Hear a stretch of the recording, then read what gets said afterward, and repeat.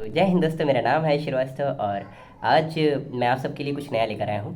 इस वीडियो के इस वीडियो की सीरीज़ एक बनेगी, ठीक है।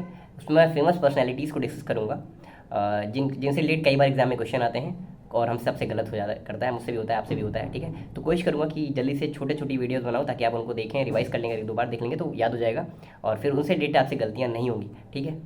तो मैं शुरू करता हूँ। मेरी जो आज की पहली पर्सनैलिटी है उनका नाम है सुरेंद्र नाथ बनर्जी। सो मैं इनके बारे में बताऊँ तो 10 नवंबर 1848 में, 10th ऑफ नवंबर 1848 में इनका जन्म हुआ था, 1848 में, ठीक है। इनका जन्म हुआ था और इनके पिताजी का नाम था दुर्गा चरण बनर्जी। दुर्गा चरण बनर्जी जो थे वो एक डॉक्टर थे पेशे से, इनके पिताजी एक डॉक्टर थे, ठीक है। अब आपको सुरेंद्र नाथ बनर्जी के बारे में बताऊँ तो इन्होंने अपना जो ग्रेजुएशन था ये प्रेसिडेंसी कॉलेज से कंप्लीट किया था।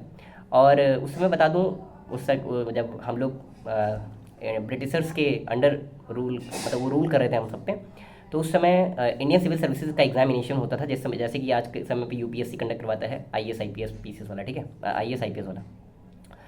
उसी तरीके से आईसीएस होता था उस समय, लेकिन वो इंडिया में नहीं होता था, वो लंदन में होता था। आगे चल के इंडियन नेशनल कांग्रेस ने इसकी भी डिमांड की थी, ठीक है, कि भैया यहाँ करवाओ, हमारे भारतीयों को भी मौका दो, ठीक है। खैर, तो उसी के एग्ज़ाम के लिए ये अपने दो दोस्तों के साथ लंदन गए 1868 में आईसीएस के एग्ज़ाम में अपियर होने के लिए। उन दो दोस्तों का नाम था RC Dutt, that is Ramesh Chandra Dutt, और बिहारी लाल गुप्ता।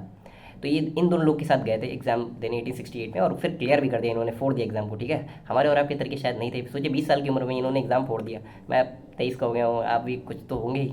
खैर, तैयारी करते रहिए, हो जाएगा एक सिलेक्शन। खैर, मैं इनकी बात करता हूँ। ये 1868 में आईसीएस का एग्जाम क्लियर करने के बाद दूसरे भारतीय बन गए थे जिन्होंने आईसीएस एग्जाम क्रैक किया था। तो पहले कौन थे? सत्येंद्र नाथ टैगोर थे। उनके बारे में भी मैं आगे वीडियो लाऊंगा तो उनको भी डिस्कस करूंगा। सत्येंद्र नाथ टैगोर जी ने 1867 में, एक साल पहले ही एग्ज़ाम क्रैक करके पहले इंडियन बन गए थे जिन्होंने आईसीएस का एग्ज़ाम क्रैक कर लिया था। उसके बाद इनकी पोस्टिंग होती है इंडिया में ही, सिलाहट एक जगह है बांग्लादेश में। आज के समय में जो बांग्लादेश है, आपको पता होगा हमारा पार्टीशन हो गया था 1947 में, ठीक है। पाकिस्तान बन गया था और इंडिया बन गया था। बांग्लादेश जो था उस समय का ईस्ट पाकिस्तान था।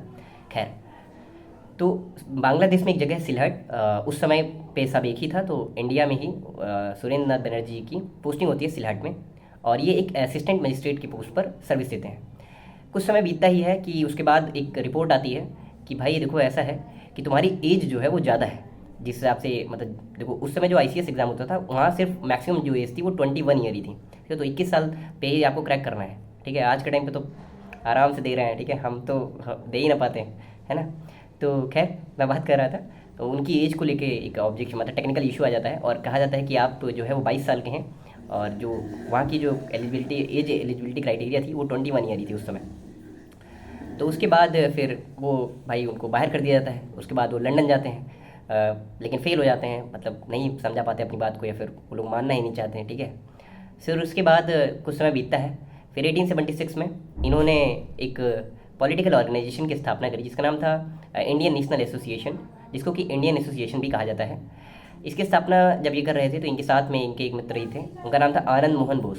तो आप याद रखिएगा, सुरेंद्र नाथ बनर्जी और आनंद मोहन बोस जो थे ये दोनों ने मिलकर 1876 में इंडियन नेशनल एसोसिएशन या इंडियन एसोसिएशन कहूँ मैं, इसकी स्थापना करी थी।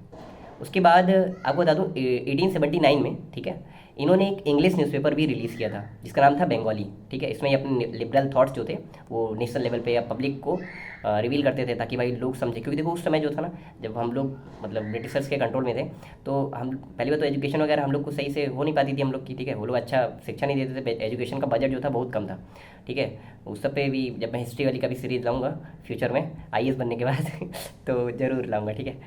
खैर, तो होता क्या है फिर 1879 में आपको बता दिया मैंने, बंगाली एक इंग्लिश न्यूज़पेपर था, बंगाली नाम था उसका, उसको इन्होंने रिलीज़ किया, ठीक है। उसके एक एडिटर के तौर पे इन्होंने वहाँ पे काम किया।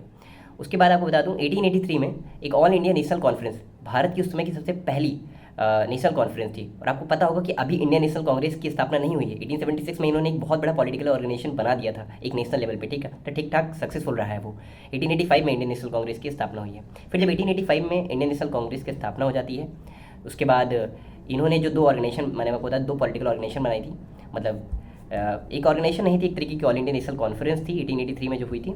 तो जो इन्होंने एक ऑर्गेनाइजेशन बनाई थी 1876 में जिसका नाम था इंडियन नेशनल एसोसिएशन, उसको जो है 1885 में जब इंडियन नेशनल कांग्रेस की स्थापना हो जाती है एओ ह्यूम के नेतृत्व में, तो इसको मर्ज कर दिया जाता है।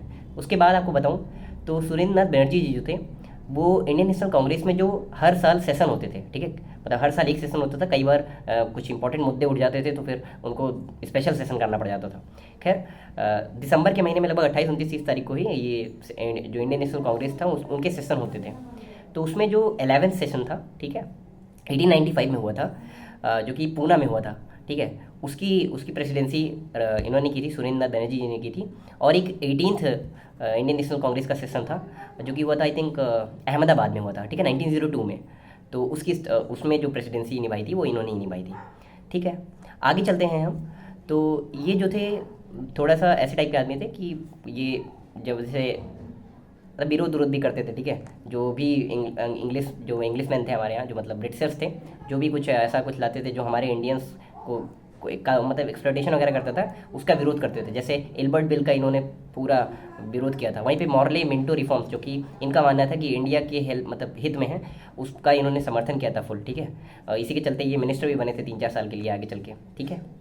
खैर, ये हिस्ट्री का पार्ट है, ये ज़्यादा इंपॉर्टेंट नहीं है।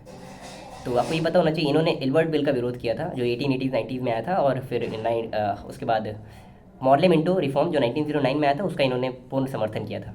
आपको और एक बात बता दूं, जब बंगाल का पार्टीशन हुआ था 1905 में, तो उसमें स्वदेशी मूवमेंट चला था, तो ये उसके भी प्रोमिनेंट लीडर के तौर पर उभरे हुए थे, मतलब उभर कर आए थे, ठीक है। उसके बाद अगर इनके बारे में और एक बहुत इंपॉर्टेंट बात बताऊं, तो इन्होंने एक अपनी ऑटोबायोग्राफी लिखी थी जिसका नाम था अ नेशन इन मेकिंग, ठीक है, अ नेशन इन मेकिंग ये नाम था। ये बुक याद रखिएगा, एक ऑटोबायोग्राफी सुरेंद्र नाथ बनर्जी जी की, अ नेशन इन मेकिंग। और इनकी आपको बता दूं 6 अगस्त को 1925 में इनकी मृत्यु हो जाती है बैरकपुर में, ठीक है। तो इनसे रिलेटेड इतना ही, मुझे लगता है मैंने सब कुछ आपके सामने मेंशन कर दिया है, कुछ भी छूटा नहीं है, ठीक है। और वीडियो लंबी हो रही है, तो मिलते हैं अगली वीडियो में एक नई पर्सनैलिटी के साथ। सो तब तक के लिए थैंक यू, जय हिंद, जय भारत। और वीडियो को लाइक कर दीजिएगा, कमेंट कर दीजिएगा, शेयर कर दीजिएगा। सो मिलते हैं।